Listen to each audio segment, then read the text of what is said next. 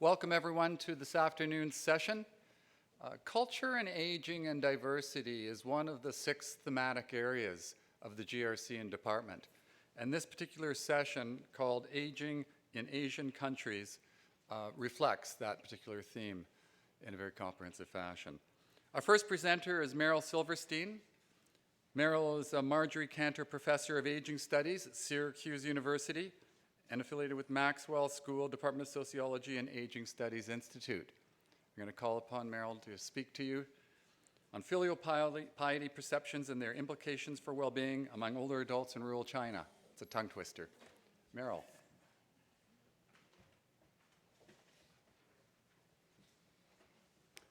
Thank you, Andrew, for that introduction and for the invitation to speak with you today. I also, before I start, want to acknowledge my co-authors, Wenxiang Chang and Ying Xu, who are both doctoral students at Syracuse University, the picture of which you see in the center. For those of you unfamiliar with Syracuse, we're about a 4-hour drive northwest of New York City, actually not that far from the Canadian border. It's impossible now to pick up a news feed or a newspaper and not see material on changing demographics in China. And I sort of accumulate these as I go along, reading the New York Times on my iPad. So I've kind of captured these, but you can see kind of the theme of crisis and impending doom having to do with the lower birth rate. And just about a month ago, I think the number of deaths exceeded the number of children born in China, which signals a declining population, which has been happening in other countries for quite a while in Asia, Japan being most notable, usually heralding economic issues that decline, and so on. Of course, in any country where this is happening, including China, there's a skew in the population toward older people, with fewer younger people remaining.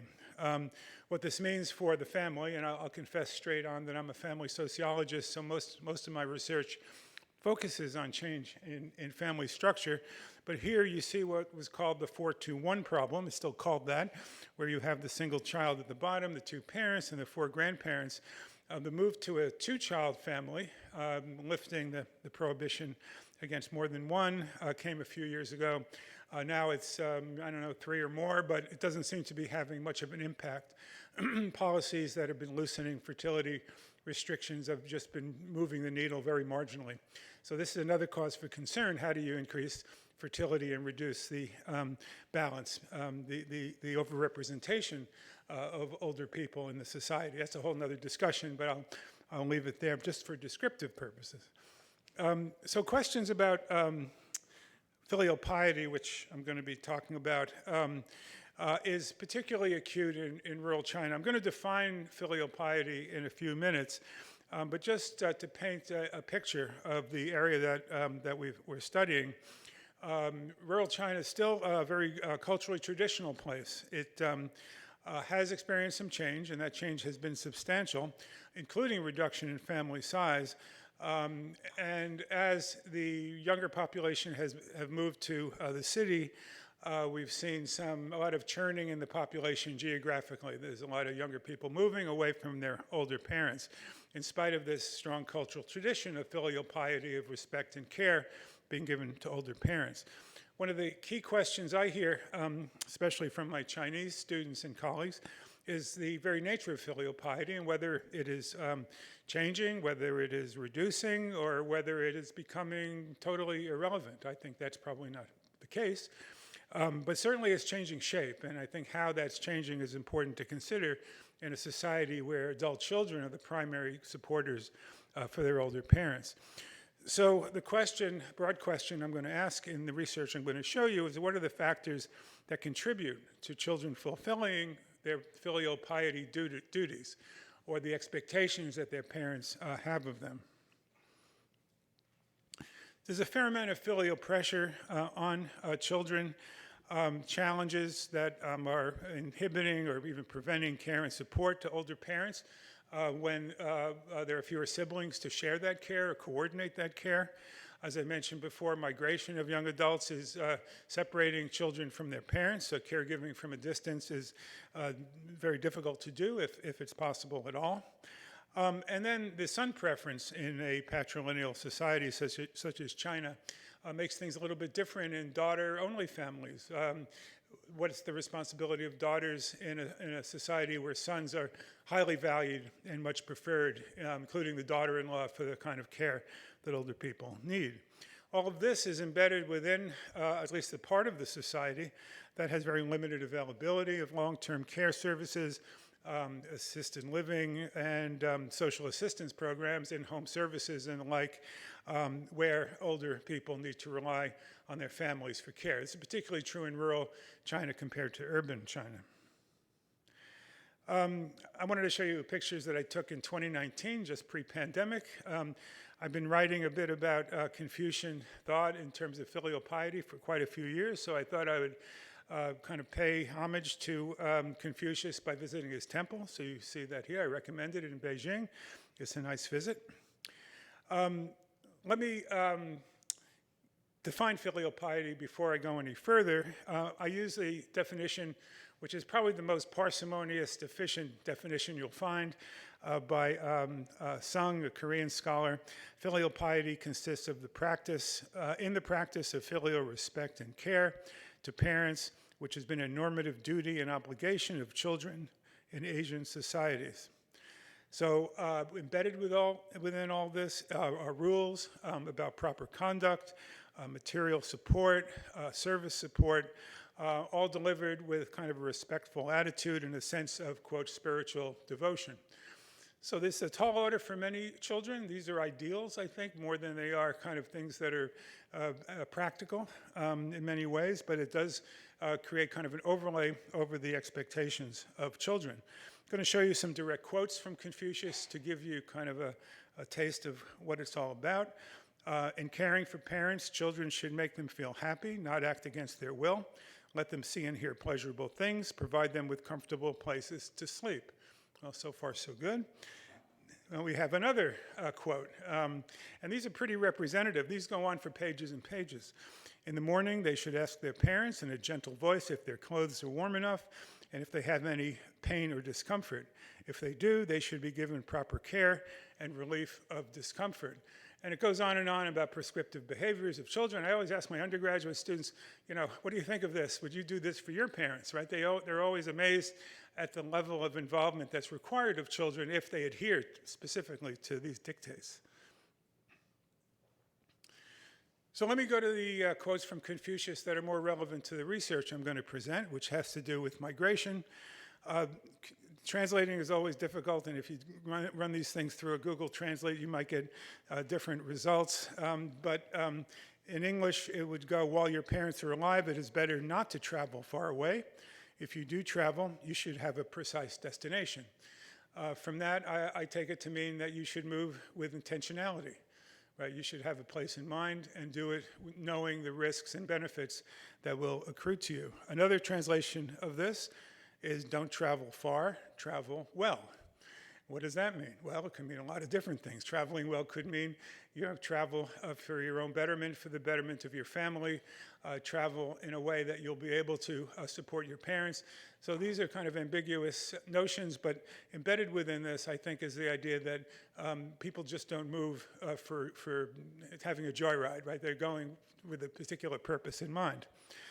So in rural areas in particular, living with one's parents is a customary duty under the filial piety rules, and it's connected to fulfillment of filial piety through the ultimate proximity, which is co-residence. So I'm going to talk a little bit about co-residence. Filial piety is also embedded within Chinese law. What you see below on the left is what I would call kind of a show trial of a violator of filial piety who didn't visit his mother often enough. This is meant to kind of have the population conform to the ideal. It's not really used as a prosecutor. It's not really prosecuted that often, but it is kind of an emblematic case that is designed to stop people from ignoring the older folks in their families. So why is filial piety important? There's a variety of studies showing that weak filial piety, as perceived by older parents in Chinese families, not only in China, but research we've done on Chinese Americans is related to negative psychological outcomes, including depression, loneliness, poor self-rated health, and stress. And this is true particularly when the expectations of the parents are not met. That is, when having an unfilial child and the parent expects a bit more of them. So there are real-world consequences to filial piety. As I mentioned, labor migration kind of interferes with filial piety when the labor market attracts younger workers away from the villages to take higher wage jobs, and this separation can be problematic. What I'm going to show you, we didn't know this before, that health-related needs of older parents may weaken perceptions of filial piety. That is, moving away from parents who have functional limitations and health problems may be seen as more problematic in terms of seeing your child as being filial. However, the adverse effects of geographic distance between parents and children may be mitigated or compensated by support exchanges with those children, especially the receipt of money or remittances from those distant children who are ostensibly making more money in better jobs.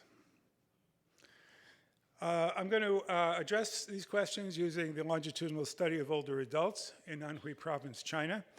I'm going to thank Professor Li Shuzhou for his able collaboration with me. I'll talk a little bit more at the end, if I have time, about our work. It consists of a random sample of about 1,800 older adults, 60 and over, started in 2001 with replenishment. This was a sample in rural villages in the Chaohu region of Anhui Province, and you can see the timeline going from 2001 to 2021, a 20-year study. And you can see on the left Anhui Province in red, and on the right the sampling area on the Yangtze River in red and within the province. I only put this here to show you, I don't know if you can see the, I'll try this. Yeah, you see Anhui Province here, which is what we're studying. And you see there are fairly thick migration lines going outward. So in part, we chose this area because of its out-migration rates. So we were able to study the impact of out-migration of younger people on the left-behind elders in the rural villages. So the operational sample consists of about 1,500 older parents and their individual relationships with about 4,000 adult children who were 16 and over in 2021. So I'm going to talk about both of these kind of levels of analysis, the parents and then individual children and their characteristics. So what we're trying to explain here or predict is filial piety that's evaluated for each child of each parent in the study. I show it in Chinese for those who can read it. And it boils down to something pretty simple. We spent a long time trying to come up with the right words for this, but it's how filial is this child toward you or to you. And it's from minimal to very much. So this gets repeated for each child. So this kind of encapsulates the research questions in a more formal way. And we were interested in whether exchanges with children, that is support received from children, does that level up the evaluation of filial piety of those distant children to that of the co-resident child where filial piety is ostensibly pretty high. Right, so is providing money, providing support to your parents, if you live far away from them, does that create kind of a filial response from the parent that equals that toward the co-resident child? So we look at two different kinds of support, money received from each child in the last year, and instrumental support, or the amount of household support, housekeeping and so on, as well as personal care that's received from each child. And then we also look at poor health, because we know that poor health is a motivator for co-residents, so we want to see, well, what's the impact of the distant child when the parent has poor health? So just to give you just a descriptive of the filial piety variable by co-residents, you can see the red is minimal going up to the dark blue, which is very much for those who live with a child on the left, and those who don't live with a child on the right. And you see there are some differences. These are statistically significant, even though they might not look very large. But you see that the filial piety evaluation is lower of the child who does not live with the parent. I'm not going to go into the method here, but for those who are methodological geeks, you may be out there, we use a multi-level logistic and ordinal regression to try to predict the strength of filial piety based on characteristics of both parents and each of the children. If you can see this, this is a description of the what we call the main effects. These are coefficients in the circles, and if they're above 0, it means a positive effect on filial piety. Below 0 means a negative effect on filial piety. And we break it down by parents' characteristics and children's characteristics. So let's just start at the beginning. Females or mothers tend on average to report higher filial piety of their children. Now, there's not a whole lot going on until you get down to being married. I'm sorry, is that right? Yeah. No, that's functional limitation. So until you get to the disability variable, so those who are less disabled tend to have lower evaluations of filial piety. Filial norms is just if you believe children should support their parents, they think their children are filial. That might just be a truism. Daughters get evaluated with more filial piety than sons. So daughters are considered more filial than sons. That might be a little bit of a surprise. And we know that married children also have greater filial piety perceived by the parents. Education also produces higher filial piety, so greater education of children produces higher evaluations of piety. And as I showed you before, if you're living, for children who are not living with the parent, there are lower evaluations of filial piety. Those are the two bottom lines. For those who are living in the same village but not with the parent, and those in the same town or further.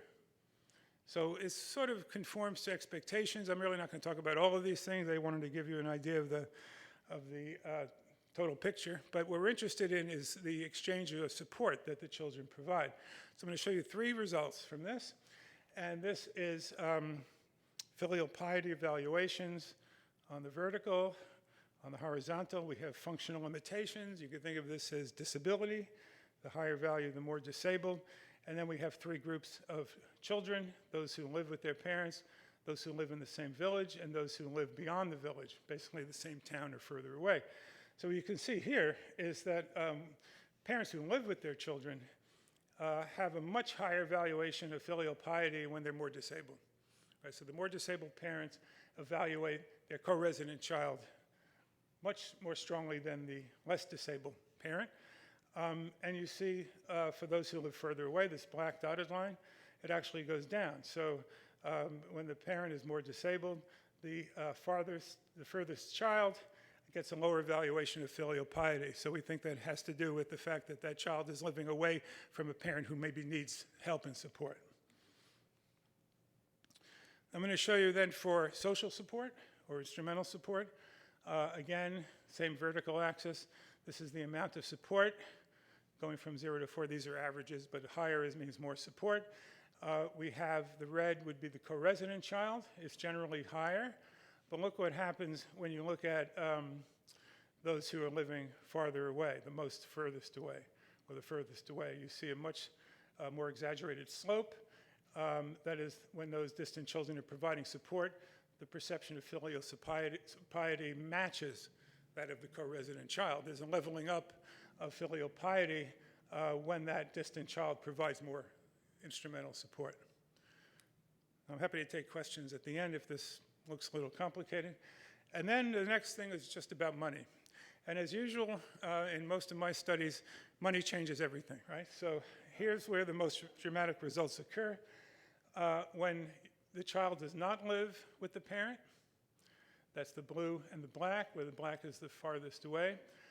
You can kind of see the more money flowing, or the more money being provided by that child, raises their perception, the perception of the parent, of their filial piety, until it almost all converges, right?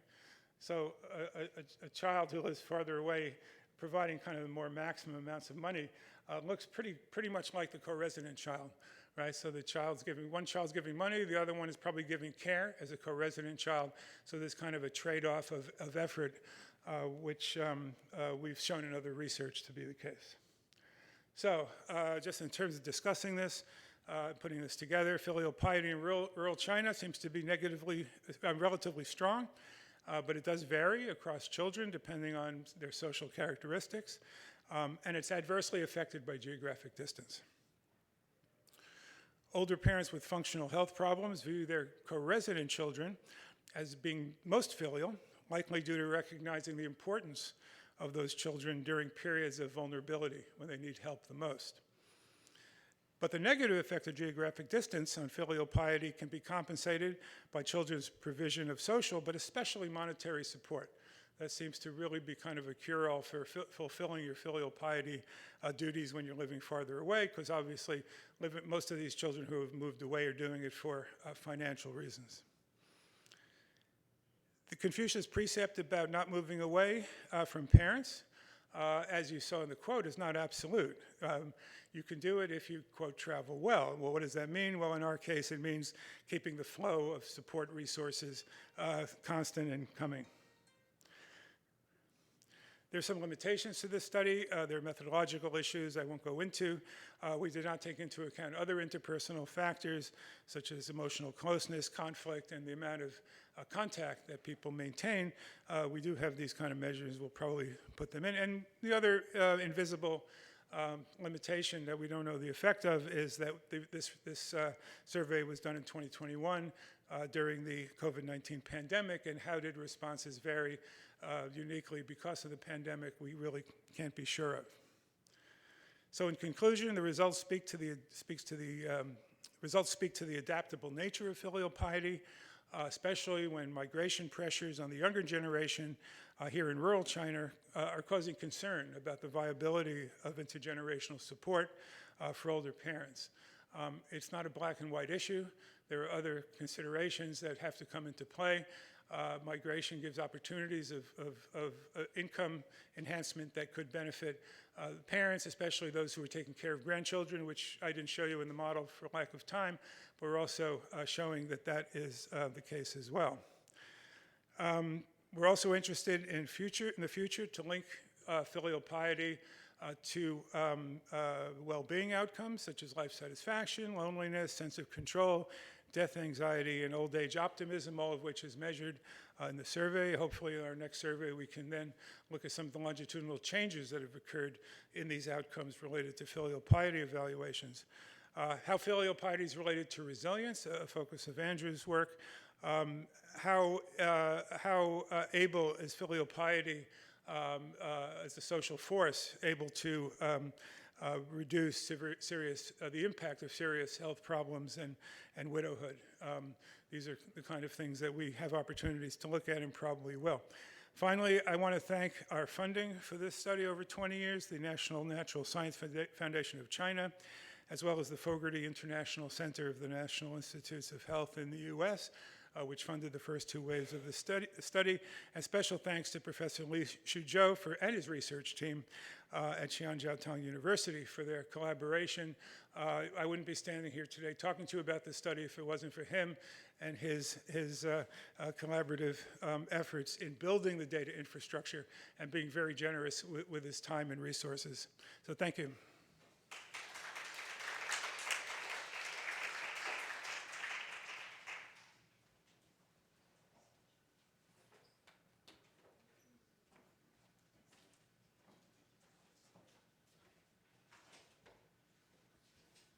Great. We're going to leave all of our questions to the end of each session. And that brings me to our second presenter, Shazhao Li, a friend and collaborator who Meryl has actually introduced partially, but he's director of the Center for Aging and Health Research Institute for Population and Developmental Studies in Xi'an, Jiaotong University, China. Excuse me for the pronunciation of the university.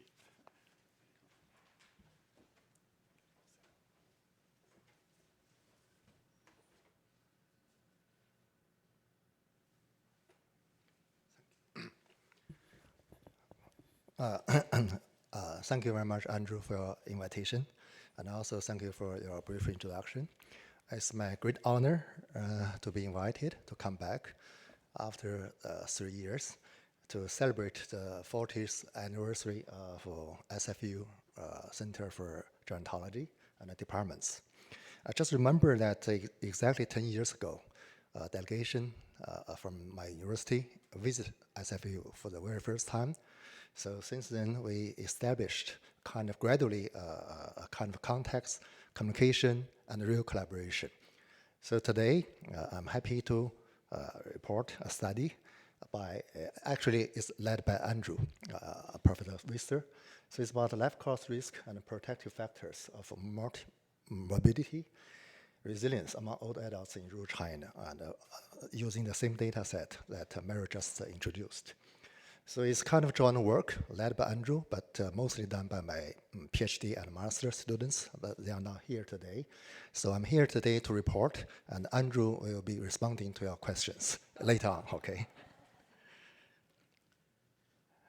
So first, I'm talk about why we are doing this kind of research about the resilience of old adults in China. It's kind of a pioneering research in China. Of course, first that China has the largest aging population in the world. So this kind of table to show you that aging is becoming more and more a serious problem in China. So Mary just mentioned that right now there are two important events happening in China. For the very first time in history of China, in peacetime, last year China's population started decline. So only by maybe around 100,000, or maybe 100. But this year it is expected that population will decrease by 8 million. So it's a small country, but it's still little number in China, but it's important. And the second is that United Nations estimate that last month, India's population surpassed Chinese population. So China right now is number 2, no longer number 1 in terms of size of population. So right now that because of the increasing proportion of Asian population, so 2 years ago, the central government of China initiated a national strategy called Actively Coping with Population Aging in China. It's a new national strategy. It involves not only old people, but also young people, especially fertility, because aging is not only a longevity, but also a low fertility. So that is why that fertility policy in the past is to control. Right now, fertility policy is actually to take care of the old population, and especially aging society. So that's the background.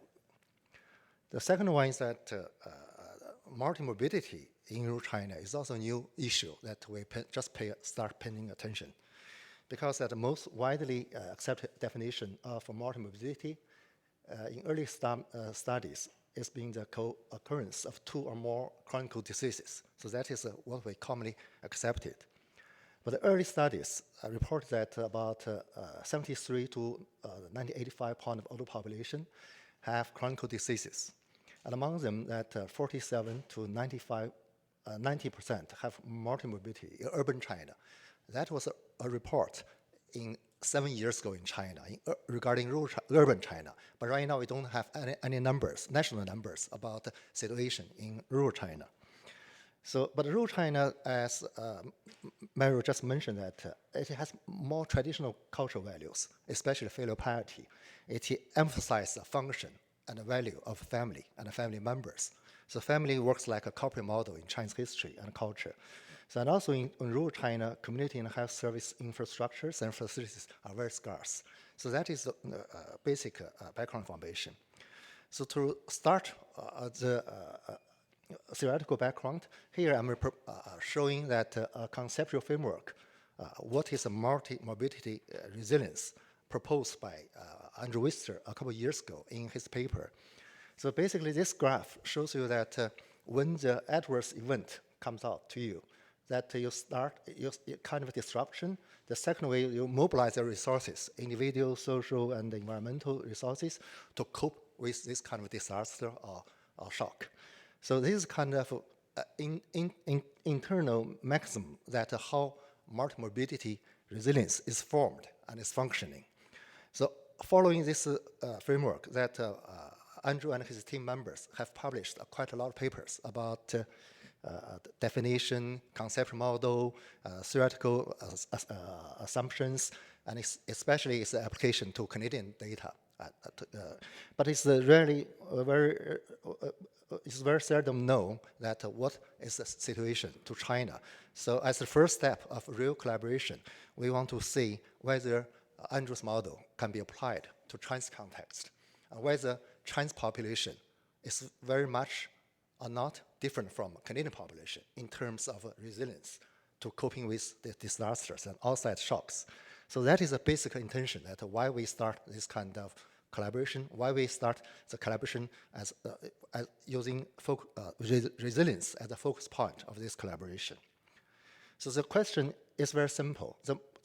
What's the multi-morbidity resilience? There are three basic items. First, the multi-morbidity resilience is the ability to recover from adversity associated with multi-morbidity by mobilizing resources and advantages. So this is number one. Number two, that according to the life course model, advantages and disadvantages of individuals are accumulative throughout their life course. The number three is that over the past several years, the COVID pandemic has had an adverse impact on older adults around the world, but including China. So nothing, maybe very seldom is known what happened to China in terms of old adults' well-being. So the research questions are very simple. Three. The number one is how we define or measure the multi-morbidity resilience according to life course model of morbidity resilience of Andrew proposed to Chinese context. This is number one. Number two, that what are the early and later factors affect multi-morbidity in resilience in rural China? And number three, has the COVID-19 pandemic affected multi-morbidity resilience in rural China? So the number three is a little bit kind of try. We don't know. So it's very seldom reported in Chinese literature and newspaper. The second, I'm going to move to the hypothesis. The first one is we propose that the early life factors, in particular hunger, access to medical resources, early life self-reported health, and death in one's family during childhood will affect multi-morbidity resilience. So this is number one. Number two is that we propose that age and being unmarried, the marital status, may be associated with a lower multi-morbidity resilience. Number three is that we assume that the COVID-19 pandemic might be negatively associated with multi-morbidity resilience. So this is basically three questions and three hypotheses. The data actually, Andrew, Mary just already introduced that we start this. I remember that in year 2000, I flew from San Francisco to LA to meet with Mario for the very first time to see whether we can do a joint collaborative research in China. It's in Anhui. Of course, they have a lot of scientific reasons, but the real situation is that because this proposal was jointly proposed by Mario and Professor Tao, who was from Anhui, but who cannot continue this effort because he was retired. So a student of mine, who was a PhD student of Mario, so introduced us to meet to start this. So I didn't expect, because at the beginning it's only for two phases, 3 years. So I didn't know that it may last for more than 20 years. I don't know whether it can last for another 20 more years, but I hope that at least we can do one more wave.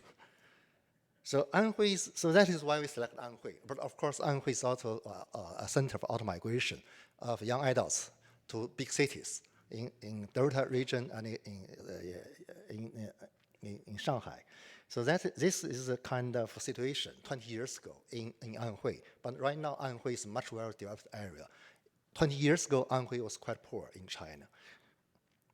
So we started with, in year 2001, we started with 1,800 old people, old adults.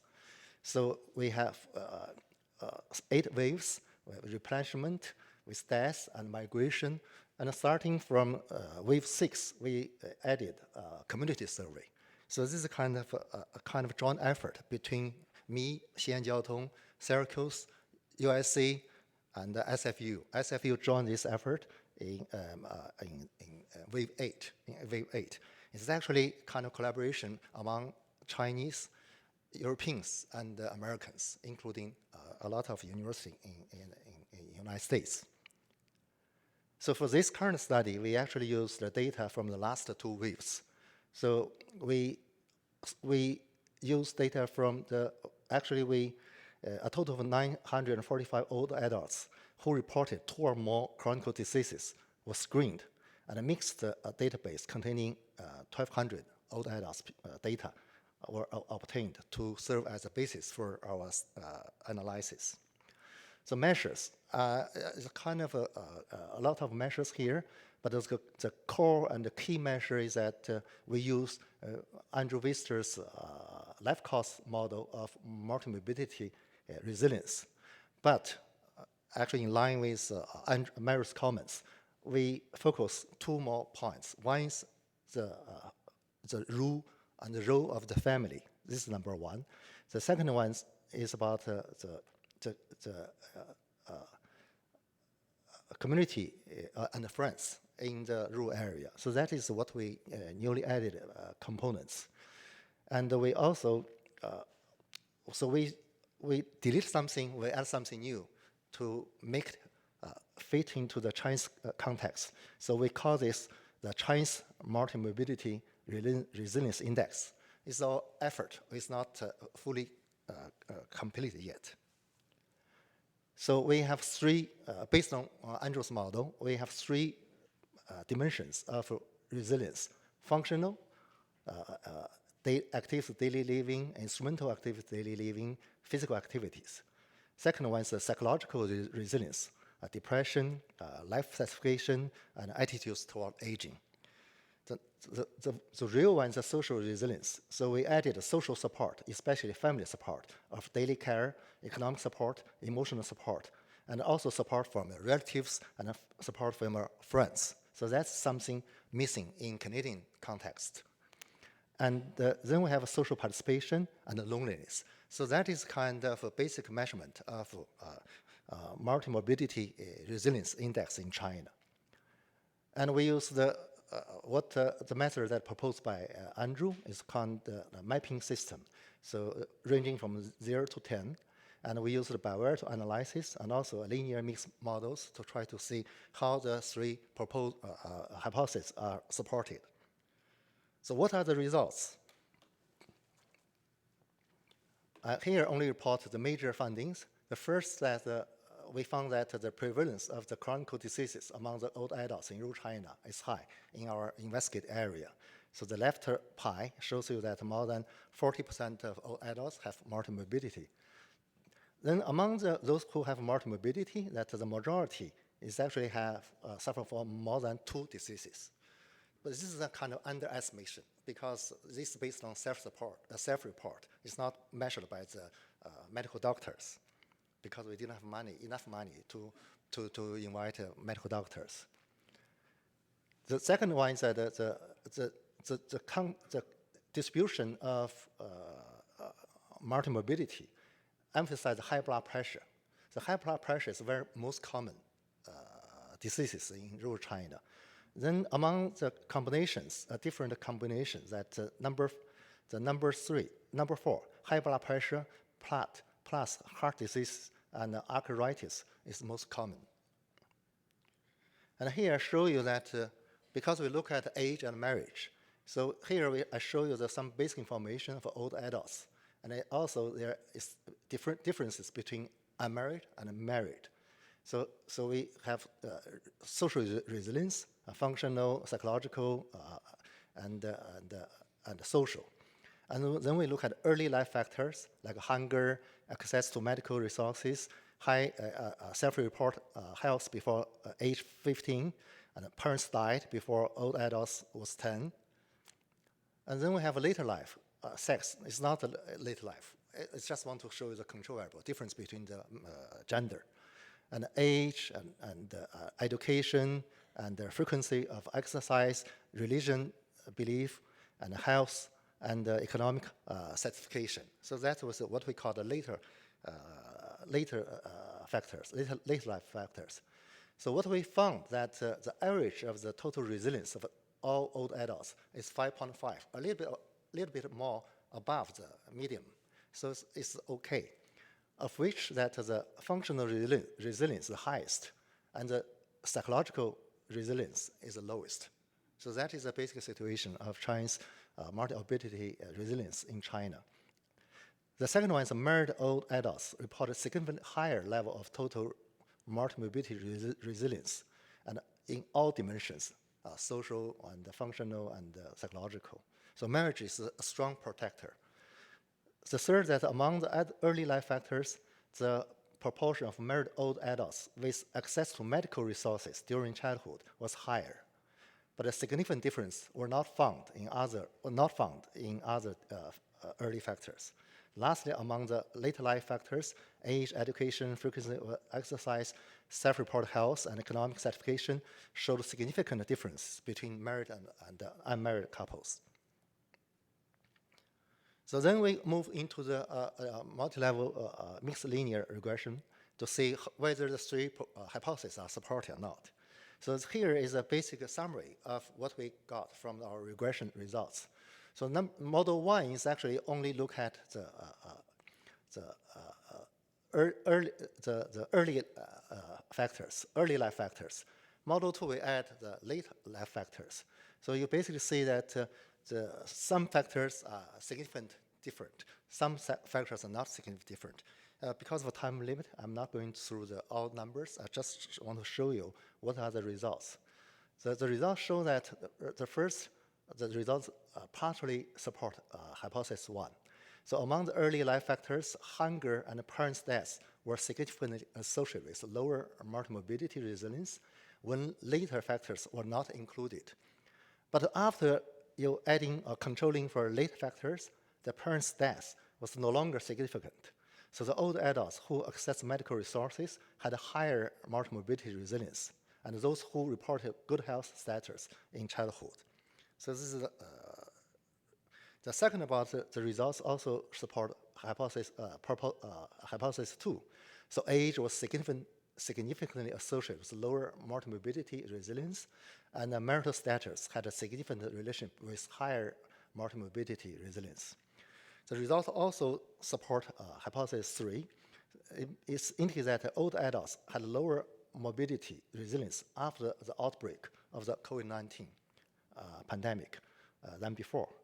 And especially it's interesting that following the COVID-19 outbreak, the rate of multi-morbidity resilience reduction increased with age. So that means that older or advanced age people are more vulnerable to the pandemic. But no evidence was found that the COVID-19 pandemic had an impact on the relationship between marital status and morbidity, multi-morbidity resilience. So here I go with the last discussion. So this study is actually in China, first to investigate life course predictors of the multi-morbidity resilience in rural China. So it's a special, we include, pay attention to special context of multi-morbidity older adults in China. That's mostly economic and medical conditions, and also traditional filial piety culture and a closer family and intergenerational ties. The second one is a consistent core process of a resilience realization. So multi-morbidity appears as adversity, and its deleterious effects can easily disrupt homeostasis. So that's the number one. The second one is intergenerational support from the family can partly substitute the resources provided by the community and friends in urban areas. So that's the difference between rural and urban areas. The second one is with help of positive personal factors and a family and a social support, multi-morbid older adults can achieve a new balance. So our findings also provide a basis for further discussion on the prevention and assistance support program for multi-morbid old adults in China. This is a very much heated discussion and also very much heated issue in China. Then we confirm that impact early health and resources in later life. We also found that the later life factors may modify the impact of early life factors. So that means the policy and the programs can work in later life.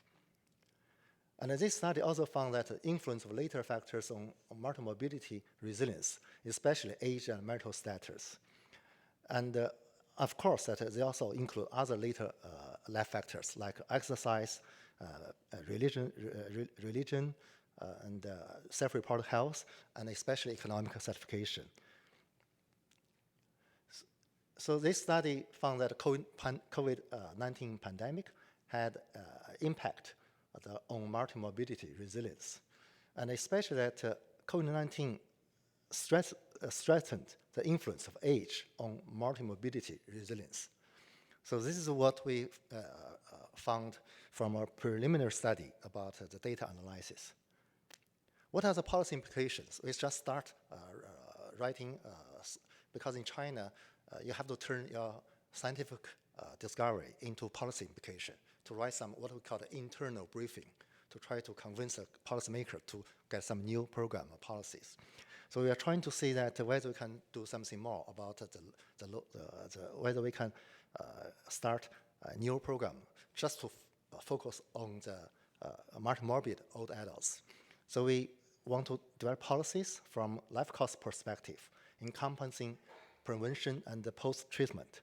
And we also propose that measures and policies should be more targeted, especially toward unmarried and advanced age adults, old adults.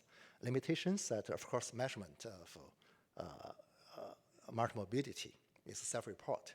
So that's a limitation, underestimation.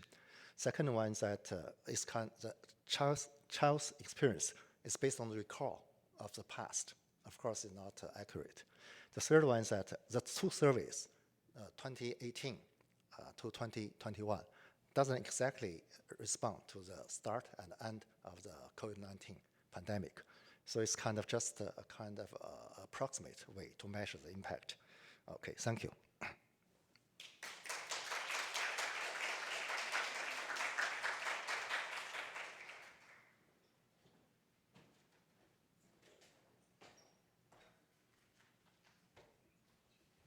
Thank you very much, Shangzhou. I don't know if I've ever been so nervous at a presentation when some of my work's being tested out. I'm so glad that it's working.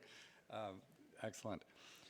Our third speaker is Louise May Koo, Senior Assistant Director, Center for Livable Cities, Center for the Southeast Asian Research at the UBC.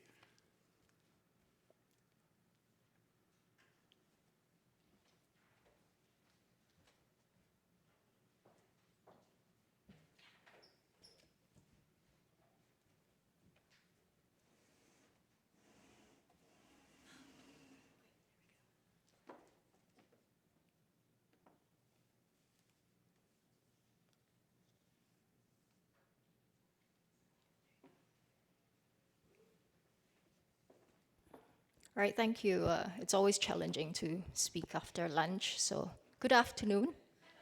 Hi. Yes, I'm Louisa May. I'm from Singapore, and I've been working in planning and policy for many years with the government. I moved here a couple of years ago to do my PhD at UBC. So I'm very happy to be here. Thanks to Andrew and Habib for inviting me. So good afternoon. My presentation today is titled Hardware to Hardware, a humanistic approach to aging governance in Singapore. It is about shifting the gaze from an urban design, physicalist, city-centered approach, which we have heard about this morning, towards one emplaced on hardware, where aging planning and policy needs to be imbued with what I call another AI, an anthropological intelligence. In what follows, I will lay out the conceptual context to situate my argument.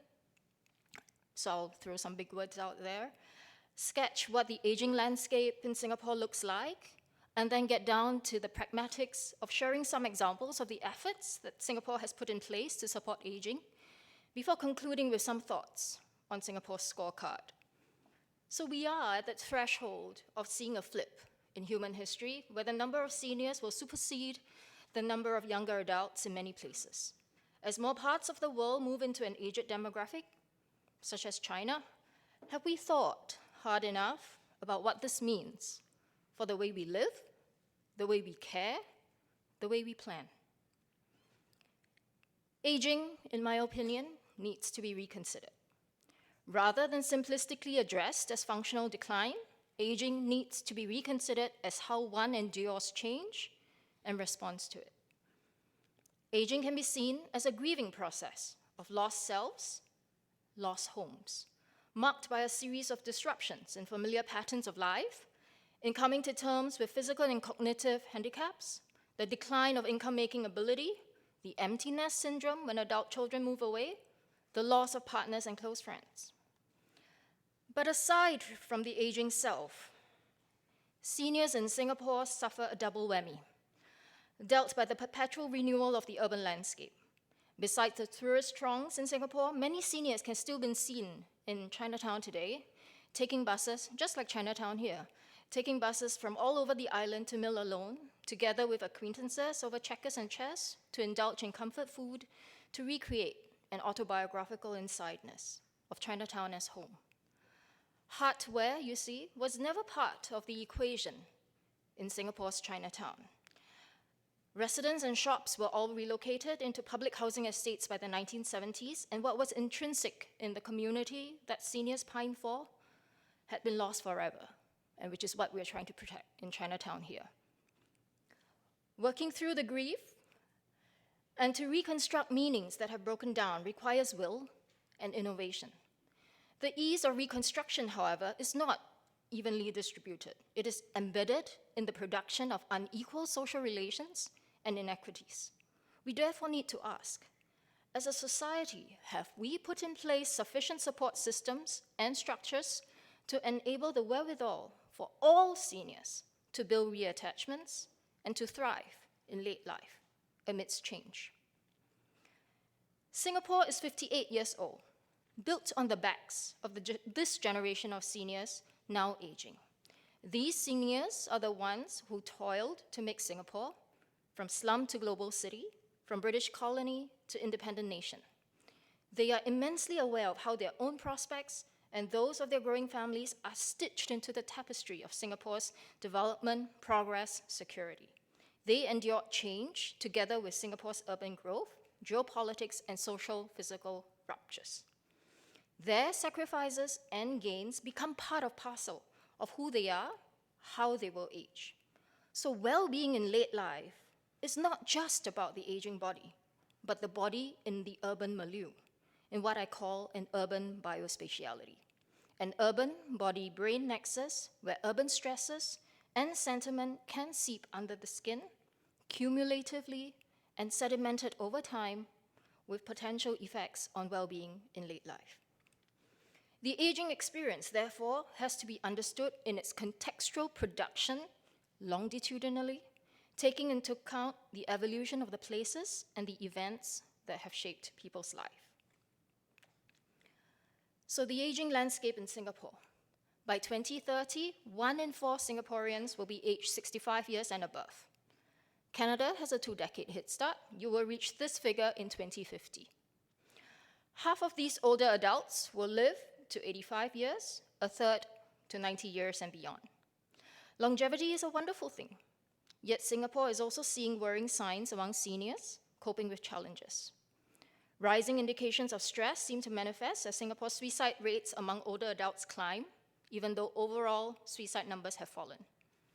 In addition, an estimated 1 in 10 above 60 will suffer from dementia.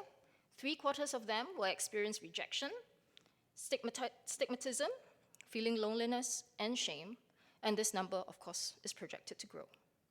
A high treatment gap also exists, where 78% of those with mental health issues fail to seek medical help until a year later. These are worrying indicators, masking the underlying social issues of aging. The reality is that Singapore is one of the most expensive cities in the world to live and to retire in. Aging can therefore be highly stressful, an experience that is dominated by health and wealth concerns.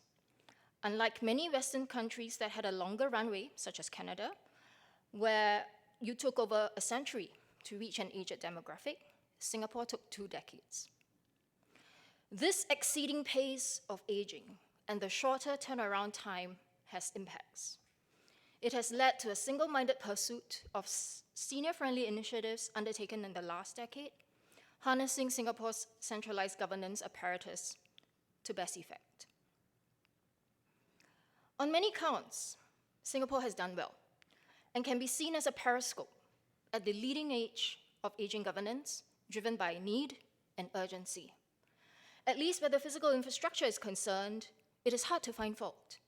Overhead bridges come with lifts, ramps, and covered walkways are everywhere to ease accessibility. All flats too have lifts that stop on every floor, and neighborhood audit improvements are all over. The retrofitting of the physical environment is almost now seamless. It is an important ingredient in enabling seniors to be able to age independently in their community. Institutionally, aging policy is steered by an interministerial aging committee comprising 3 ministers: Health Minister, the National Development Minister, the Social and Family Services Minister, and they have oversight over all the agencies around them, which will include all the hospitals and healthcare system, step-down community care, urban planning, public housing, parks, social welfare. This ministerial committee is supported by the Aging Planning Office, which sits within the Ministry of Health and is the secretariat that administers the agenda, tracks progress of the strategies and implementation measures that the ministers had directed to be followed up on. The specific action agencies and groups then report back to the 3 ministers in the committee. So there's the breaking down of silos and bringing the governance together. About a decade ago, Singapore also set up the Agency for Integrated Care, which is the public-facing agency that provides a one-stop shop for anything to do with aging. So recently, when I went back home, I tried to educate my mother on advanced care planning, and after 2 dinners and a breakfast and many tears and trauma, I could not get through to her.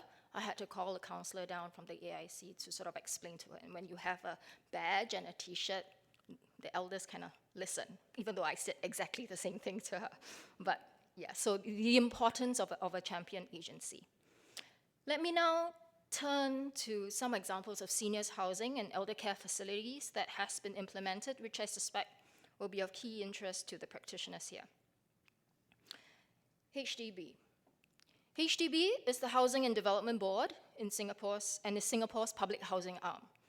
They plan, they develop public housing estates, they regulate housing policies, they sell, they manage public housing units. It is kind of what EB is now in Singapore to learn. 80% of Singaporeans live in public housing, so public housing in Singapore caters from the low to the middle high income families. It is based on a home ownership model where people buy their flats on a strata 99-year lease, rather than a rental model that we are more familiar here in social housing. 94% of those who live in HDB flats own their homes. 6% live in rental units. So because of the wide stretch that HDB has, they have been able to make quite a lot happen in terms of facilitating senior housing within public housing estates. This is done through several strategies. Internally, they have upgraded individual units at highly subsidized rates, making them senior-friendly, what we call the EASE program. So they have grab bars, non-slip tiles, and so forth put in. Within the estate and between the blocks, they have implemented physical audit improvements for mobility and accessibility, so all the ramps and the covered walkways that we saw earlier, and lifts. To enable aging in place, housing regulations prioritize and provide housing grants for adult children to live close to parents, so here you see filial piety at work, and vice versa, right? So adult seniors can also bid for a flat near their children. And we also encourage multi-tier generational living. There are also purpose-built senior apartments, so studios to 2 bedrooms, where seniors can purchase, instead of 99-year leases, on shorter leases, so it's cheaper, say 30 years.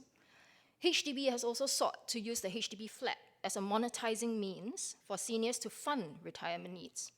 So if you've lived in the flat you paid for 99 years, but now you are 70 years old, you lived in it for 40 years, you have another 59 years to go, you can sell it back to HDB, and then you tell HDB, okay, I want to live there for another 20 years, and HDB will monetize the rest that you are not using of your lease and fund you operationally, on a month-to-month basis. So it's like pocket money every month. And they can also rent flats out in their, rent rooms out in their flat to sort of subsidize their income. The selective en-bloc redevelopment scheme, which is considered a windfall because if your flat is slated for SIRS, which you see here on the top, the government is actually buying back your old flat at market rates and giving you the opportunity to replace it with a new flat you can purchase, usually in the same neighborhood. So SIRS is done. Here, as you can see, the 5-point blocks that have been inserted to maximize built-up potential, and so these have injected another 1,000 units into the estate. What you see at the bottom is the community care apartments. These are what are currently being built. So what I've spoken previously are all the existing schemes. The community care apartments is in pilot phase at the moment, and they are being tested out. They are the public housing answer for supportive to assisted living. So HDB builds the flats. The Ministry of Health will come in to support the elder care and the healthcare needs with a concierge service package that people can step up as their care needs increase when they age. So within these senior developments, there are communal amenities to encourage interaction. As you can see, there's the communal facilities there. And the developments are embedded within larger public housing estates, so it is community-centric. Another example I want to talk about is Kampong Admiralty, which is purpose-built, and it integrates housing plus care. So we are moving from just independent senior apartment units to what I call senior housing plus models, which is housing plus care.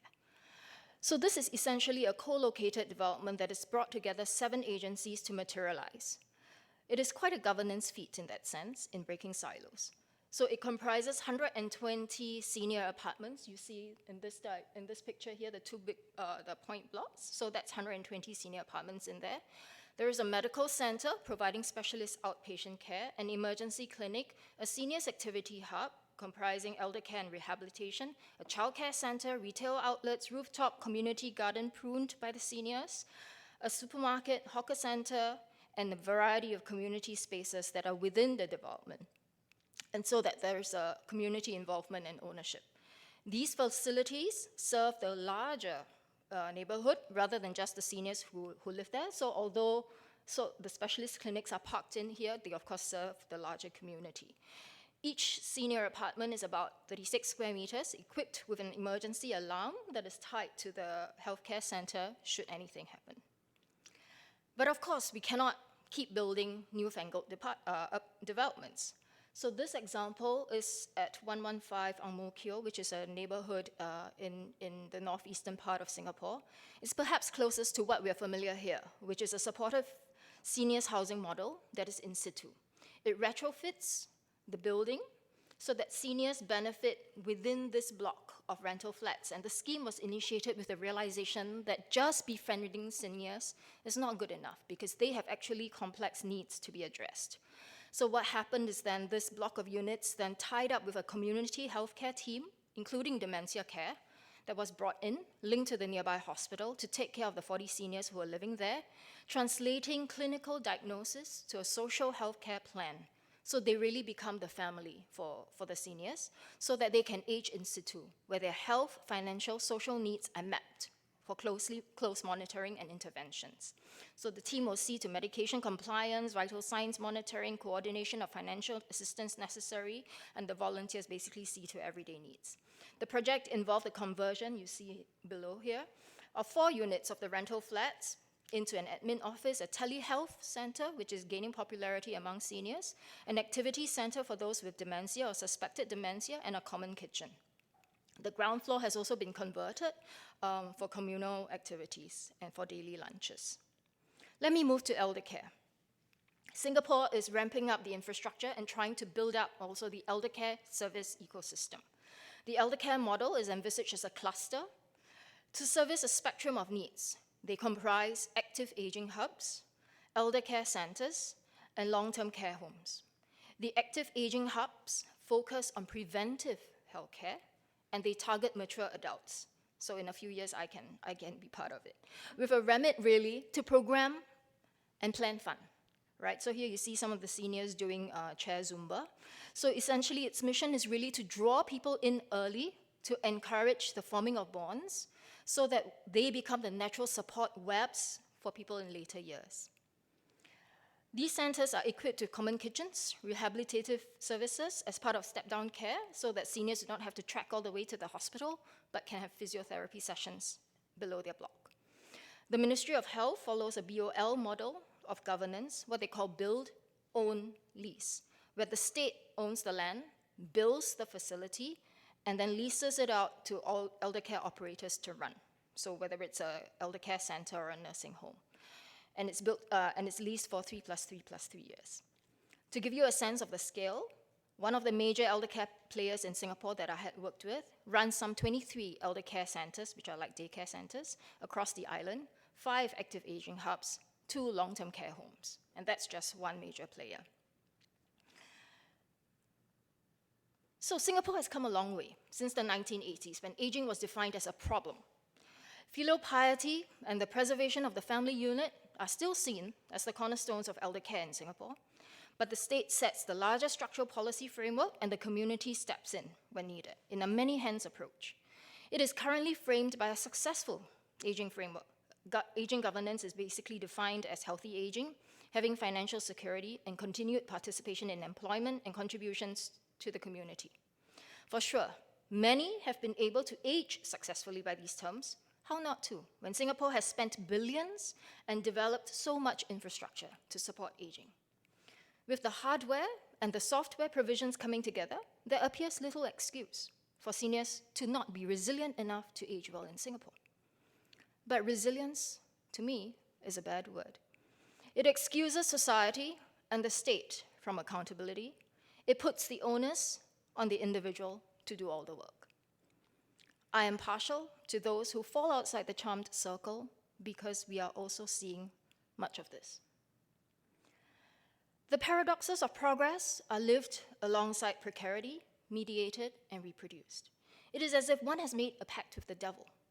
In exchange for material comfort and windfall, you make do. You acquiesce, you accept that hardware and its socialities need to be inevitably sacrificed.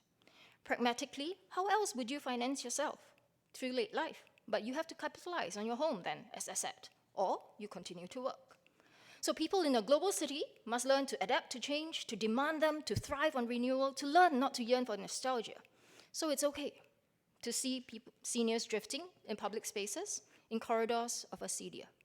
After all, they are the ones not being resilient and productive. It is also okay to see an aged lady with half her body inside a recycling bin searching for bottles and cans. It is okay for a senior gentleman to collect recycled cardboard. It is okay to peddle tissue packets in public spaces. It is okay to be engaged in clearing trays and washing dishes at hawker stalls and coffee shops, because these seniors are earning a decent living, as the logic goes, and keeping occupied. In fact, it is generous of coffee shop owners to still employ seniors, even though they are less productive, super grumpy, and earn 3 times the wages of younger, robust foreign workers. Under a neoliberal capitalist rubric, it is all okay, because any imaginable mode of human conduct seems to be morally permissible the moment it becomes economically possible. So anything goes if it pays. So precarity in late life becomes part of everydayness. At the top tiers of governance, the ethical dilemmas of governing aging is somewhat acknowledged.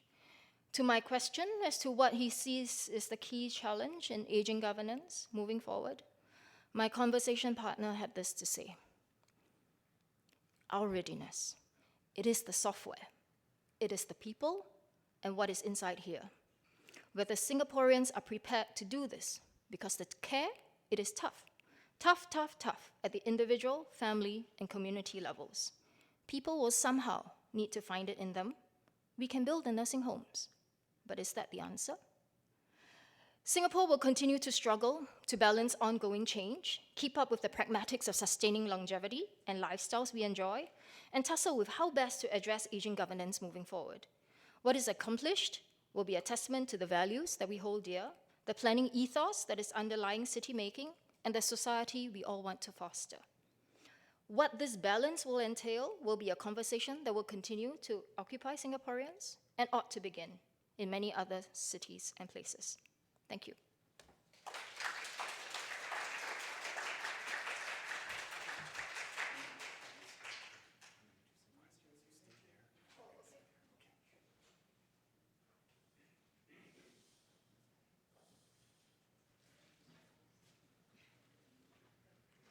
Okay, thank you for those tremendous talks. They certainly underscore how rapid population aging is occurring in Asian and South Asian countries, and what's called compression of aging, and how it creates structural lag, other issues, and we see such diversity in the role of family versus formal services, community services, and how the government plays into that is really exemplified here. So excellent talks. And what I'm going to do is open it up to some questions. So please come up and ask your questions, everyone. And while you're thinking about those great questions, I can start with one right away. And I'm interested, and feel free, any one of three of you jumping in. But it's interesting, you know, you always hear about filial piety, and you all talked about filial piety in some form or another, and the role of the family in Asian societies, notwithstanding the fact that there's tremendous diversity and we don't want to homogenize. But my question is, you know, as we see this movement towards urbanization and people moving from the rural areas to urban areas, what effect do you think that's having on the role of the family looking forward? Well, I guess, is this on? Sorry, yep. Well, I guess the research that we've shown is that families enact their filial piety in a different way. In our case, we showed that providing money seems to mitigate the effect of migration. But I would also say that, just anecdotally, providing money to children, and this would be maybe from the government, that might enable children to fulfill their filial piety, might be a role that the provincial or the national government might play in terms of providing long-term care type support or higher pensions that may allow older adults to live independently. So I guess my focus on the family talked about filial piety, but I think the role of the government eventually will come where filial piety will change its form, but also be supported by the government in kind of a hybrid model where the government will be reinforcing filial piety, working with filial piety. That's speculation on my part, and Xuzhou might have different view of it, being from China, but my view from the outside is that's how things are changing. Let me say something after Mary's comments. Mary actually know more about what is a filial piety in China because he has so many students from China. Actually, filial piety is very cultural and in the Chinese value system, but it's changing very quickly. I have to say that. So it used to be common across rural and urban areas, but because of modernization and especially out-migration for young adults, not only young adults, but also second-generation immigrants from rural to urban area. So the forms of, I think the core part of the filial piety has maintained, basically, but the forms or expression of filial piety changes over time, especially across rural and urban areas. For instance, that in urban area, that filial piety doesn't mean money, because usually most people in the urban area, they have a pension system. They get support from the government pension system. So the filial piety in China has kind of a new development that whether you have shown your emotional support to your parents, and especially that for those people who moved from rural to urban area, if you stay in urban area for long enough to establish your own homes and connections, whether you want to bring your elder parents to come with you, to live with you in the urban area, So this is another form of the filial piety.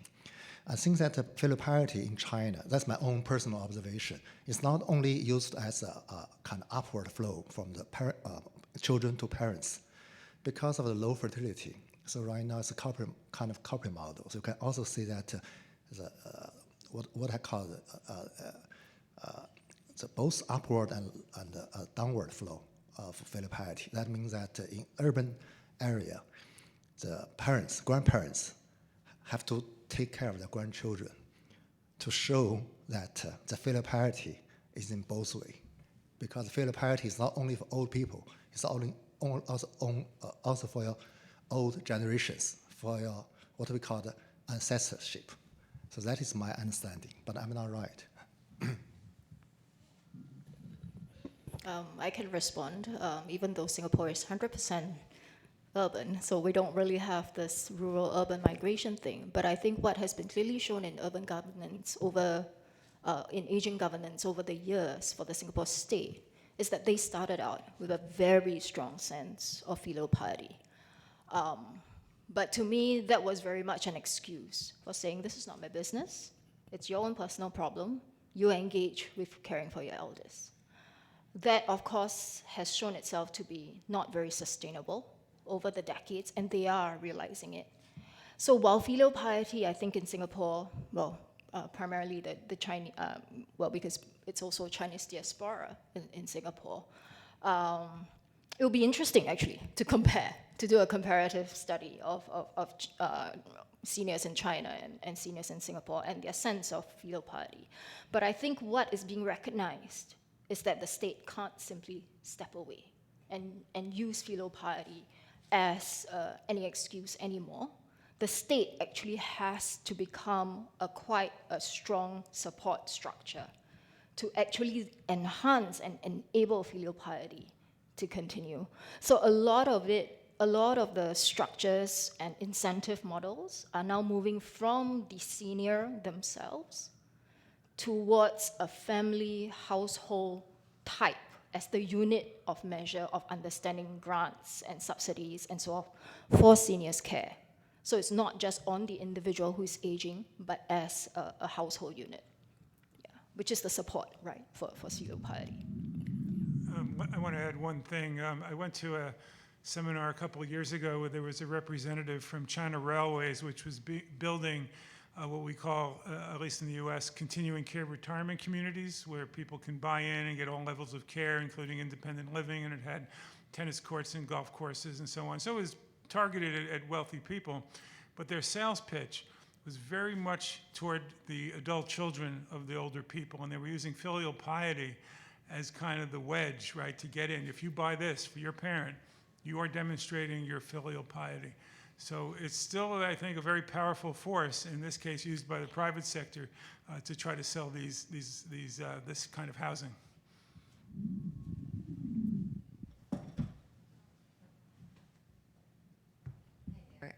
My name is Monica. I work in palliative care, and I was just curious. My understanding often of Asian cultures is that the topic of death and dying is not necessarily one that is open and that the older adult is comfortable discussing, and that conversation is deferred to the oldest child in the family.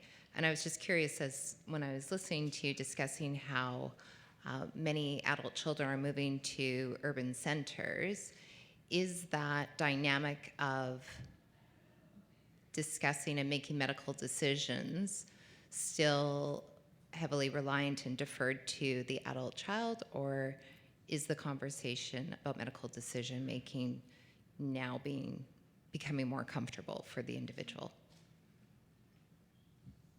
Thank you. I can address that. It's often not the adult child, but the adult male child, usually in hierarchical Chinese households.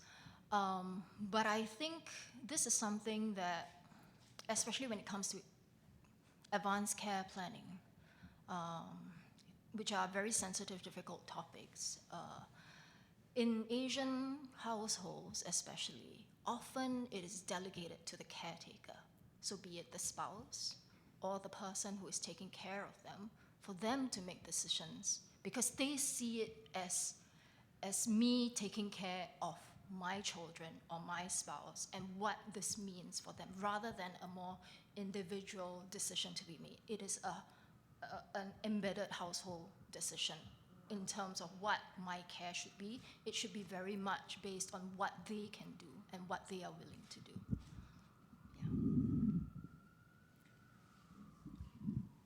Well, I can tell you just empirically, I'll just give a short snippet.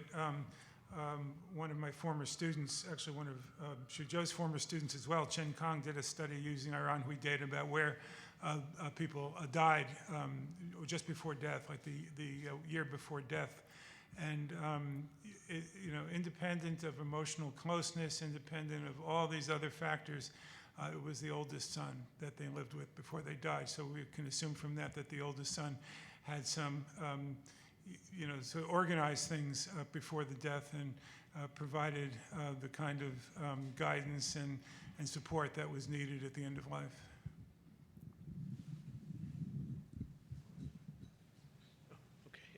Hi, it's Louis Franciosi of Daniel Home Society in Burnaby. Very interesting presentations, and thank you. It was very informative.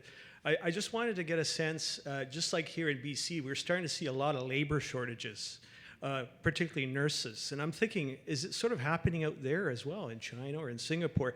Lots of beautiful buildings, but do you have the people to help you in that process? And yeah, I just wanted to see if you're sort of seeing the same thing. But we're actually having people come from Asia here to help us. And I'm wondering if you're trying to stop that flow as well. Possibly. I don't know. It'd be interesting to see what your answers are. Thank you. I can take that. Singapore's population is 5.5 million. 1 million, pretty much of that, is foreign workers. And they pretty much go into the construction industry, the healthcare industry, and the service sector. So a lot in the elder care centers, in the nursing homes that I had volunteered with, 90% are foreigners, right? The middle management might have been the locals, but certainly all the care staff are foreigners. So in Singapore, we draw from Thailand, Myanmar, around the region, Filipinos. But yes, they are also moving elsewhere. So there is a crisis of care shortage all around. But at some point, there is a need to scale up, and there's a need to really think about care. How do we move forward when every other person you see might be 65 years and above? And I don't think we have seriously considered that. How must our care models and care structures change? Singapore is exploring doing a lot more mobile care, so where they bring themselves to the elders at home rather than the other way around. That might be one way forward, but still, it's still people that we are talking about, still labor. Okay. Yeah, thank you for the great presentations. This is especially for Singapore, but I'm sure mainland China would be also relevant. I'm thinking about, going back to Singapore situation, Louisa May, you talked about the Kampong Admiralty project and community care apartments, and I had a chance to visit Kampong Admiralty and also know about the continuing care, community care apartment, which is similar to assisted living here. So the question that I have is, of course, we need Kampong Admiralty type independent living projects, more of that in Singapore, as well as community care apartments.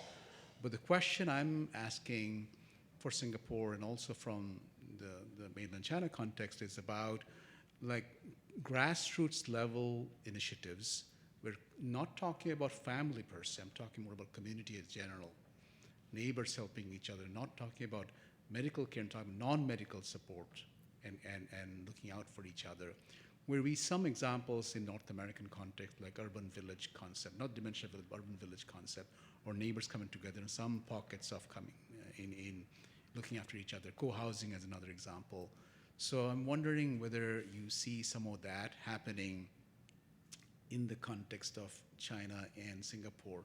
It's an interesting question from a social perspective as well, because of the government's role in Singapore is very strong, as in China, to what extent there is support from the government level, from the local authorities, to support these local initiatives to take place, even if there were some initiatives taken.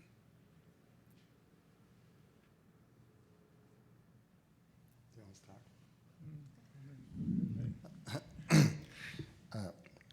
I think that the Chinese society is a little bit different because in China, government is very much powerful and dominant. So about 2 years ago, that China started a new national strategy for actively coping with population aging.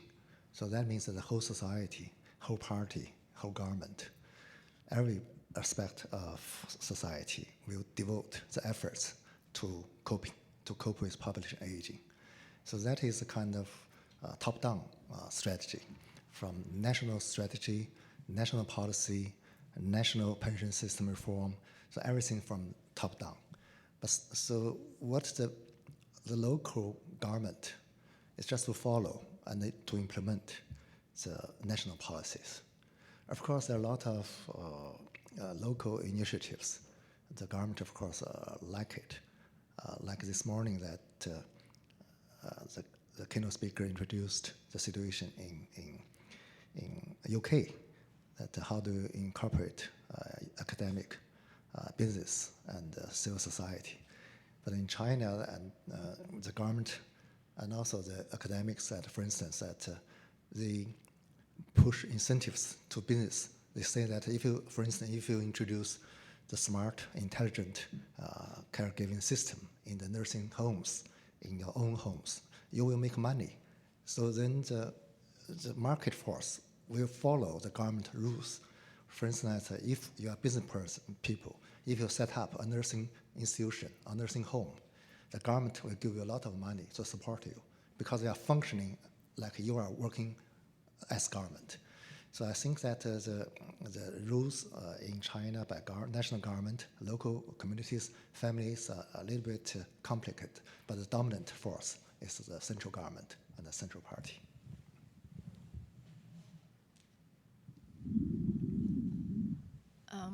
Thank you, Habib. I think those are very prescient points, which is at the heart of what I'm trying to talk about in terms of hardware, right? It is about the community ethos. We can build all these co-located newfangled buildings, but at the core, what is it that our society is about when we have an aging demographic? And I think that is something that each of us have to reach into ourselves to figure out. So in my own research, I do find that seniors actually have a little bit of an arm's length from all these formal activities. They rather hang out in the void decks and in the sheltered walkways with people they are comfortable with. So there's also a need to balance that backing off of planning and the needing to fix every single space, but letting those organic social ties kind of evolve and materialize, which is something that the Active Aging Hub is trying to do. Like, it's trying to just be a center for activities and anybody can come, and to see how that spills out. So you need more and more of these sorts of catalysts. Community gardening has been another thing that has taken off.